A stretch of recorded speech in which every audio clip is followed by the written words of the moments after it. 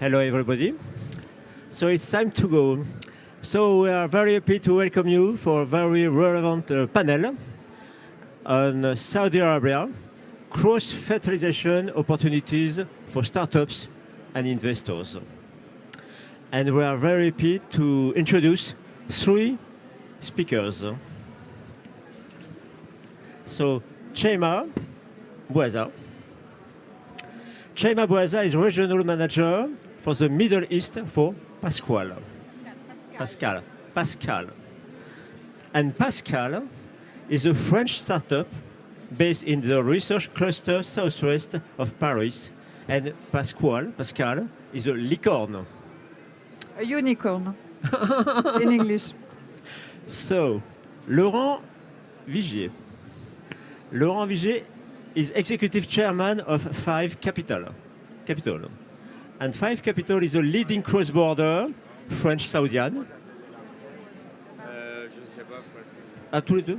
D'accord. And, come on.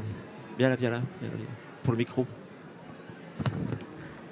And Laurent Vigier is the executive chairman of Five Capital. And Five Capital is a leading cross-border French Saudian private equity fund established in 2016 by Bpifrance in partnership with Kingdom Holding, a listed Saudi financial institutions. And Lujain AL UBAID is a co-founder and CEO of Tasami for Impact. And Tasami for Impact is an incubator for startups specializing in social and entrepreneurial innovation, dedicated to establishing an ecosystem and a safe haven for social entrepreneurs and impact initiators in Saudi Arabia. And then for the first question, we would like to start by putting you a cross-fertilization questions in the economic context of Vision 2030 by briefly explaining what it is and looking at its impact on the Saudian economy and how does your company fit into it. Okay? So Lujain, please. Thank you very much. You come from Saudi Arabia. Thank you very much for the travel. And could you give us some keys to understand the topics of the 2030 vision and how, according to your company, you conciliate your company and the vision 2030. Thank you. Sure. First of all, sorry, we're going to be speaking in English in this panel because of me. And thank you for having us. It's a really great opportunity to be part of this momentum and dynamic entrepreneurial haven. To take a step back, Vision 2030 started back in 2016-17. It was a direction for the country as a nation and leadership together to go towards towards a dream that we have for us as a nation. In one of the interviews for the Crown Prince, he mentioned that we're looking forward to have Saudi as a disruptor for the whole region in the Middle East. And I see that happening day in and day out, I mean. So for me, as a person who started a company back in 2010, my challenges back then disappeared, and I'm facing now a new set of challenges that is very different.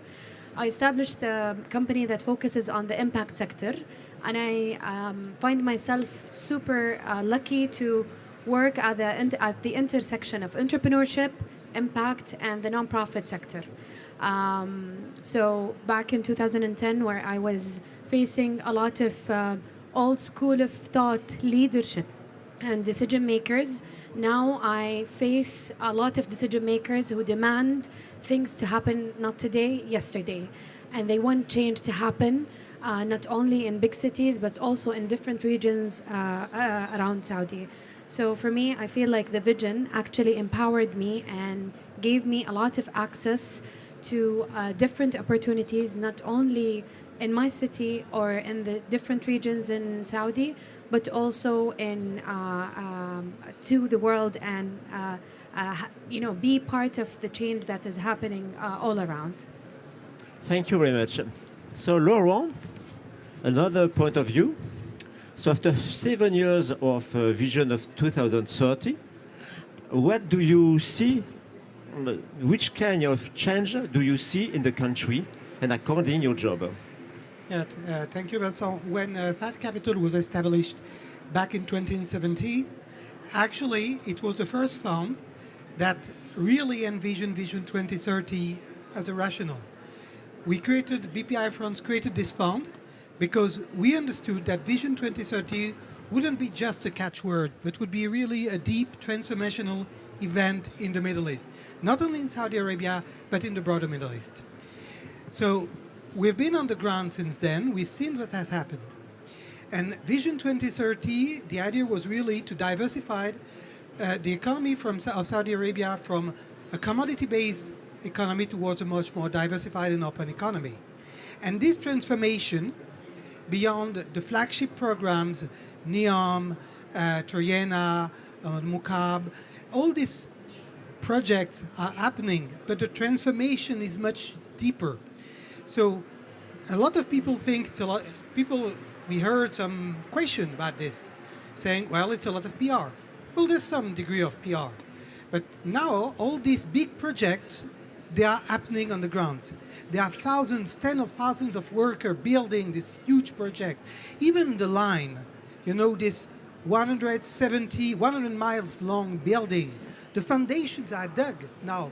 It does already exist on the ground. But there are also indicators which are really illustrative in that respect. Is that on several key indicators, the implementation of Vision 2030 is running faster than anticipated. Last year, the economy of Saudi Arabia has passed the pole of $1 trillion economy, the first Arab country to pass this figure. In terms of employment of women, in terms of employment of youth, Vision 2030 is running before the planning. 40% of the CEOs of startups in Saudi Arabia are women now. So it's a testimony of a deep transformation. So of course there are instruments of this transformation. The Saudi Arabia is committed a lot of capital to help transform this economy. And this accounts for the raise of the PIF, the Public Investment Fund. The PIF has been established in 1971. When we started working with Saudi Arabia, it was still a small instrument. And the PIF was transformed in what it is today back in 2018. Since 2018, the PIF has raised to be a $700 trillion fund. 60% of the PIF is invested in Saudi Arabia. And so you have to figure out all the opportunities that this represents. Because it's not only investment, it's just unlocking investment opportunities. In many sectors, the PIF, the different authorities, the private sector is mobilized to create opportunities where foreign partners, foreign investors are most welcome. And when you see also an element which is key is the human capital of this country.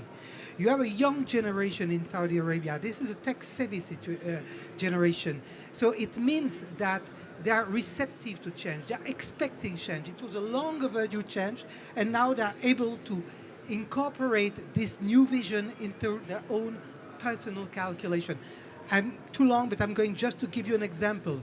One of our first investment is that we've invested in one of the leader of digital content in Saudi Arabia. In just 4 years, we transformed this company based in Jeddah in the leading digital content creator in the whole Arab world. So it's a huge transformation, and you could have similar example across the board at the moment. So thank you very much. And Chayma, you are a French company. Yes, And you arrived more recently in Saudi Arabia. correct. So please explain the application in your field if any, for quantum computing or perhaps more broadly in terms of innovation? Great. First, thank you so much for the invitation. It's a pleasure for me to be here today and to give our perspective also on this growing market and all the opportunities that could be very relevant for French entrepreneurs or French companies in general. So PASQAL is a French company. We build quantum computers, so we are a very deep tech company. And as an emerging technology, we are exploring different opportunities, different markets across Europe, North America. And 2 to 3 years ago, we started exploring the Middle East market to assess the opportunities and to understand also the market, etc. And my first visit to Saudi was in November 2021, so not long ago, and it was after Vision 2030. And I have to say that I was amazed by the huge opportunities about the transformation of the country, about the different programs and all the possibilities, and also the interest in learning about new technologies and the action-driven attitude to, okay, let's try, let's explore, let's learn about new technologies. So our first, let's say, touch point or cornerstone in the country, in Saudi Arabia, it was signing an MOU with Saudi Aramco to start exploring opportunities, applications that they can run on quantum computers. And then we also participated in a program, a soft landing program by Kaust, the King Abdullah University for Science and Technology, to start exploring the market, the Saudi market opportunities. And for a young company, because PASQAL was created 2019, even if now we are scale up, we are more than 200 employees across the world, but we are still a young company looking for opportunities. And there it combined a number of advantages. Resources in terms of financial resources. So we had one investor in Saudi, wide investor, which is the VC arm of Aramco. We have clients like Aramco and others, and also access to research and the talents. Because as Laurent mentioned and Lujain, there is this resource of young generation, very well educated generation, deeply connected. So this is very important for us when we are on this kind of technology, very deep tech, and where resources are very rare and we need to find them everywhere. So combining all those elements, we strongly believe that Saudi Arabia could be a really good launchpad for our technology for the Middle East. Okay, thank you, Chayma. The second question will be around the theme of this workshop about cross-fertilization. So going forward with you, because you spoke about why you moved to Saudi Arabia with to develop the MENA market. Perhaps you can explain which kind of cross-fertilization could be in the innovation field between France and Saudi Arabia. Yes, okay. So there are opportunities for developing a product and also for continuing the development of the technology through research programs. And recently, the national strategy of research in Saudi Arabia was announced, and they are planning to invest 2.5% of the GDP of Saudi Arabia in the upcoming 5 years. Yeah, it's a lot. It's like exactly. a little bit more than France. So they're building partnerships with universities, building partnerships with other startups. It's a great place to explore all those possibilities and to continue our growth. So we have the technology from one side, and again, the market. It's a growing market. It's a market that is welcoming new technologies where there is this attitude of, okay, let's not focus on what is not gonna work, and let's focus on what will work, and we build it together. So that's a very comfortable situation for a startup like us. Yeah, we can understand that very well. Thank you. Lujain, can we understand what you find in the cross-fertilization field between Saudi Arabia and France, or Europe mainly? Yeah, sure. So I'm going to tackle it on different levels. First of all, on the ecosystem level. So I think globally, there's a big question on the appropriateness of the Silicon Valley mentality being adaptive to different ecosystems around the world, whether it's in Africa or in the Middle East or in Saudi. And I think that there is a lot to learn from the entrepreneurship ecosystem in France and the lessons that is happening, whether on the entrepreneurial level or in the investment level. And that's from an ecosystem perspective. If I'm going to tackle it as an investor, again, I work a lot between impact and entrepreneurship. Any society in the world has a lot of challenges, and these set of challenges needs solutions. These solutions will not happen if we don't communicate and collaborate together. So I had the privilege of working in New York, I had the privilege of working in India, and I worked a lot in Saudi, and I can tell you that challenges that face any entrepreneur around the world is 70% similar to the challenges we face as Saudi entrepreneurs. But maybe the opportunities are very different from one country to another. In Saudi, I guess the cross collaboration can be in solutions that can grow and scale on a national level. There's a lot of focus from Saudi on investing in different solutions that can tackle different challenges, whether it's in agriculture, water solutions, energy, health tech. There's a lot of momentum this year around prop tech and around fintech solutions for different sectors in Saudi. So this is from entrepreneurship level. As an investor, I would maybe question the maturity of the projects that we have in Saudi, whether they are Saudi entrepreneurs or international entrepreneurs accessing the Saudi market. I think they took few great steps, and we have amazing enterprises such as Chayma's. But we need a lot of empowering for these entrepreneurs, and it would be really great to learn from different French incubators, accelerators, and also maybe angel investors on how we can take it further. Thank you.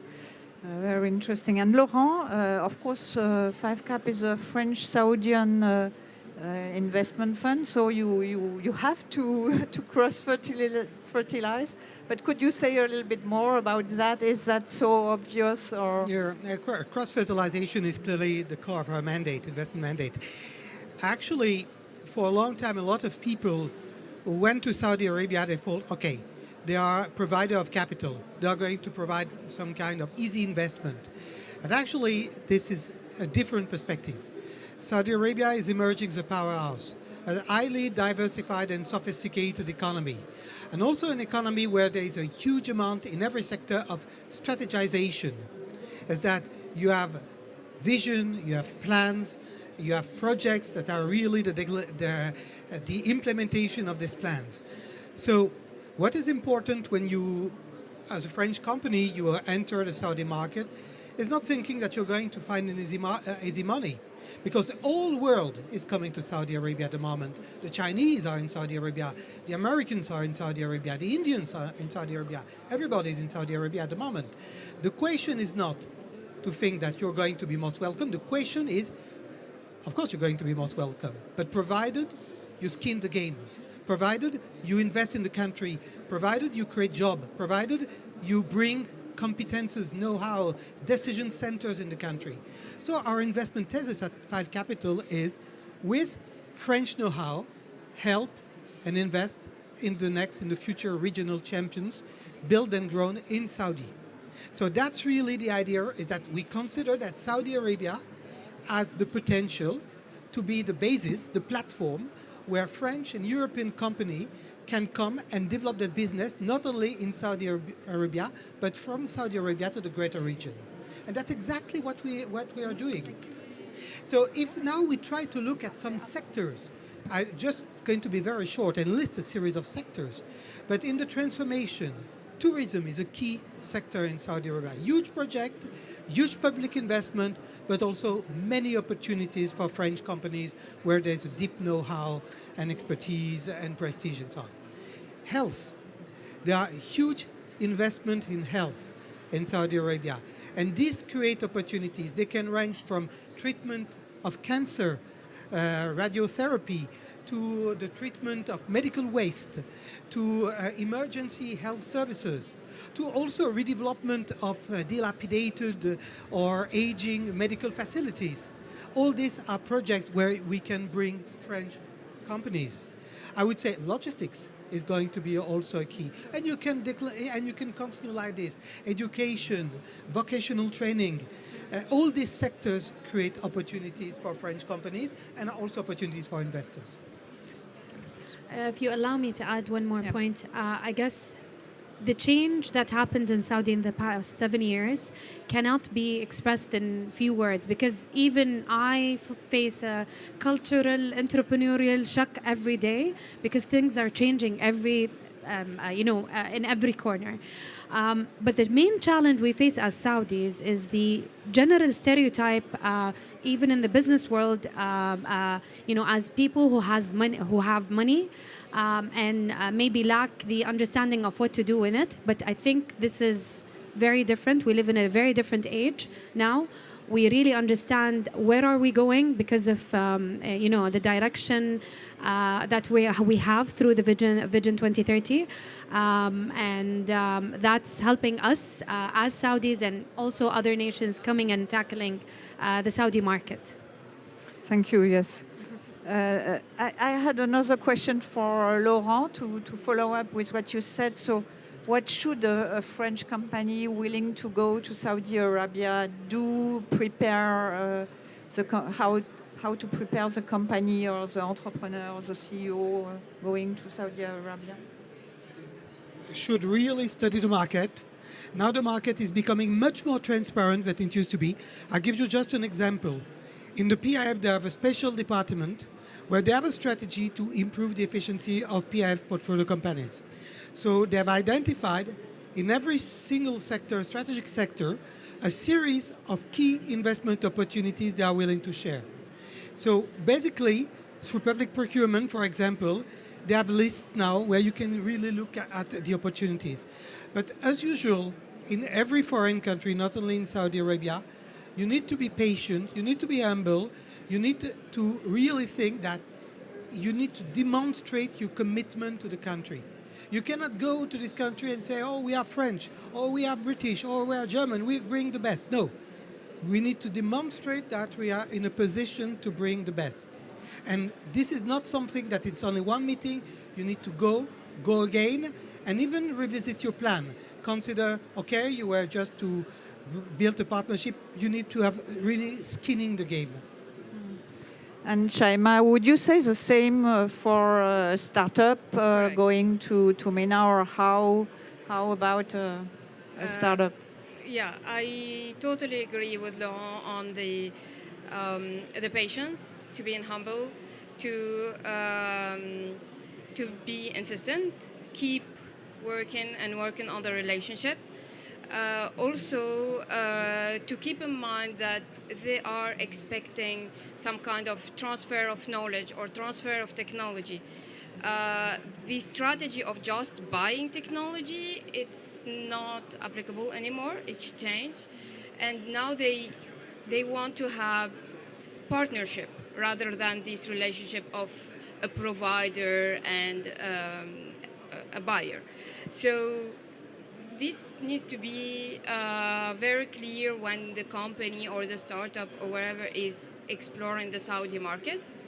And I would say also to go and visit, to participate to events like LEAP, like FII, to really understand, because we have maybe a different image from the media, from different perspective, but going really there on the ground, seeing how it is, it changed completely the perspective, and it helps to better understand what is the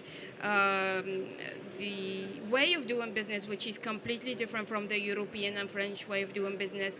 There you have to build a relationship, a trust to do business, and if the trust is lost for any reason, I won't say it's impossible to rebuild it, but it's very, very hard to rebuild the trust. So that's very important, to be transparent, to be truthful, and to develop this bit more than a business or a personal relationship with the partners. Yes, thank you. But in the same time, you have to protect your IP also. So Oh, absolutely. both are going Yes. together. No, both, Yeah. they go together, Okay. definitely. And Lujain, what does impact investor, because you have several hats, you are not only CEO of an incubator, but also you are advisor for the government, and you are also investor. What are you looking for a company coming from Saudi Arabia, but also from other companies like French companies? Yes. So the first thing I think I would really appreciate is if they ask the right questions, because getting answers is not the key in that learning experience or learning curve for them. I think the journey to that answer will be a great learning curve for any entrepreneur approaching the Saudi market. So asking the right questions is a very important skill. And second of all, adaptive. We may seem as chaotic, but we're really organized to some extent. I think Chayma and Laurent, where we have a lot of things happening at the same time as investors or as governmental entities. But at the same time, we have our own set of values that might not match, the European set of values. Again, it's something that needs to be embedded in your gene as an entrepreneur, to be adaptive and to deal with any circumstances that happen with you. Finally, I guess would be listening, because sometimes if a decision maker is sitting with you in a meeting, it's not about listening to what they say in that meeting, but to also understand their needs, their goals, their own personal agendas, or their own organizational goals, and to actually have the right piece of the puzzle that would fit with them. That would be the 3 points I would recommend any entrepreneur approaching. Thank you. Could you hold the mic and just tell us, in fact, give us an example of what is an impact project, because for me it was a little bit very precise, so would be good for the audience to know. A social enterprise or an impact enterprise is a regular enterprise like any other company, but it focuses on providing a solution as a service or as a product for a very specific societal challenge. For example, one of the entrepreneurs who also got investment from Wa'ad VC that graduated one of our accelerators is a factory that takes all the food waste and recycle it into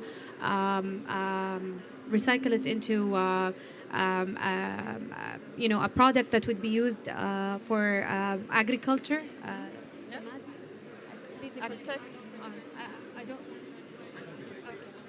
Fertilizer. Thank you so much.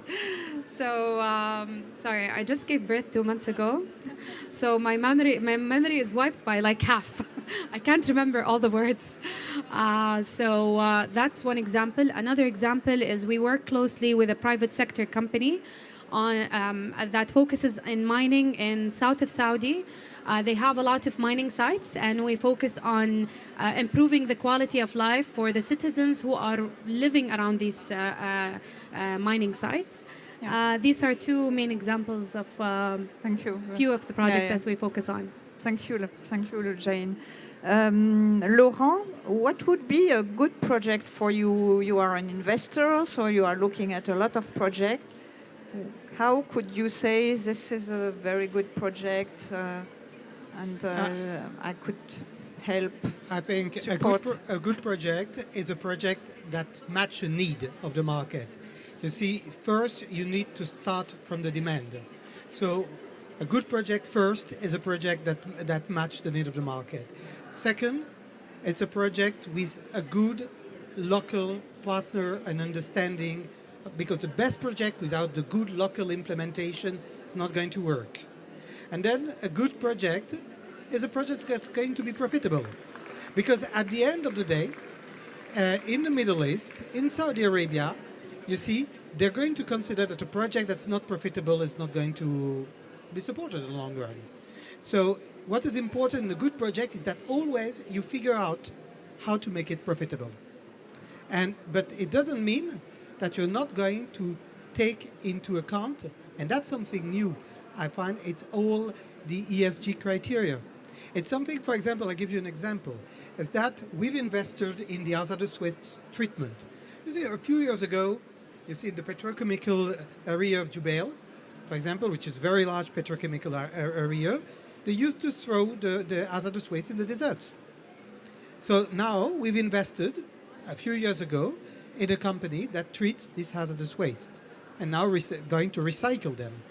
Just we have about 100% growth per annum on this company because they suddenly realized that they need to bring the standards, the local standards, to the best international standards. And so it creates market. So there's no contradiction between profitability and ESG standards. It's just a question of focus and timing. Yeah, okay. And Chayma, perhaps just a few words, because when you arrived in Saudi Arabia, I don't know if you went there before or at least not to live there, but what was your astonishment report, in fact, going there? The first time I visited Saudi Arabia, it was in November 2021, but it was like for 2-3 days for a business trip. And then the time where I really get to know the Saudi community, I spent time there last year. So I spent 3 months at Kaust for this destination deep tech. Kaust is a King Abdullah University. Yes. It's 100 kilometers from Jeddah, North Jeddah. So Jeddah is the biggest city known there. And what was surprising for me, the openness of people, all the programs, all the acceleration programs, all the possibilities. And I was always telling the colleagues from the French embassy, from Bpifrance, because we work a lot with them, like, more companies, French companies, need to see this and they need to explore this because it's very impressive. All the opportunities there and the appetite for new technologies, the appetite for developing new ecosystem, entrepreneurial ecosystem. You see it with a new project like Garage in Riyadh. You see it like MISC Foundation, etc., etc., etc. And the examples are endless. So it's very exciting, and you see the motivation when you talk with people. A huge support from the MISA, Ministry of Investment. We get a huge support from Ministry of Telecommunication, MCIT. So there is this willingness really to also change the mindset, and people are getting more and more used to the entrepreneurial spirit now. Because in the past, usually people will get a job in a big company like Aramco, Sabec, and then they will spend their whole career, 20 years or more, in the same company, and then they retire. Now they are willing to try working in a startup and then switching from one company to the other. They are willing to create startups in companies and fail and try again. So it's a completely different dynamic. It's very refreshing, and yeah, it's a nice ecosystem to be in. Thank you to our three speakers. Sorry. And yes, we could ask for some questions from the audience if there are questions. Or to share experience in Saudi Arabia. Yeah.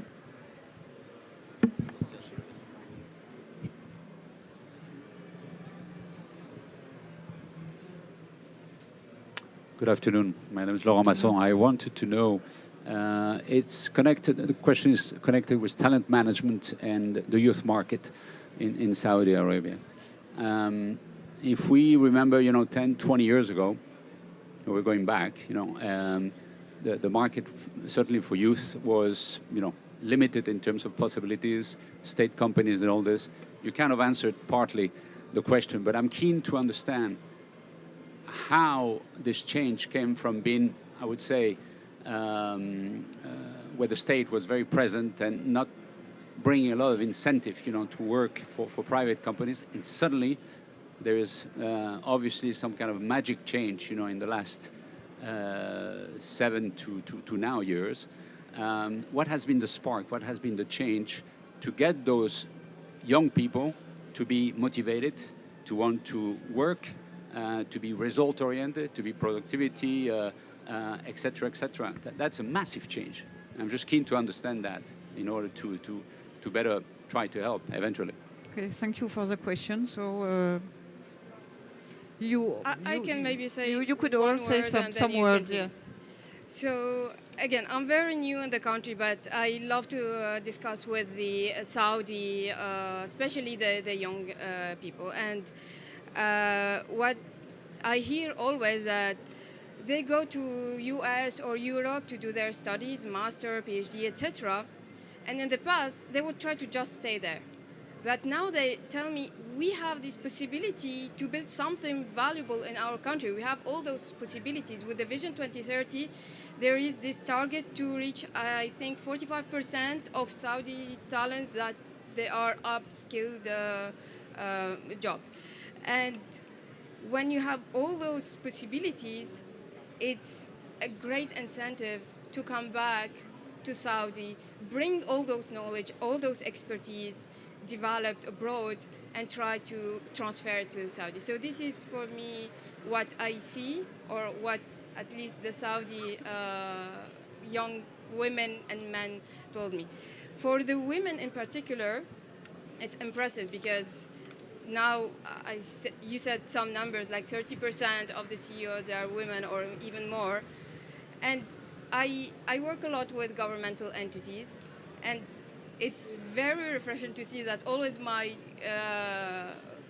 contact person is a woman, and she's like a GM or a deputy minister or something like that. So they have also these opportunities to grow.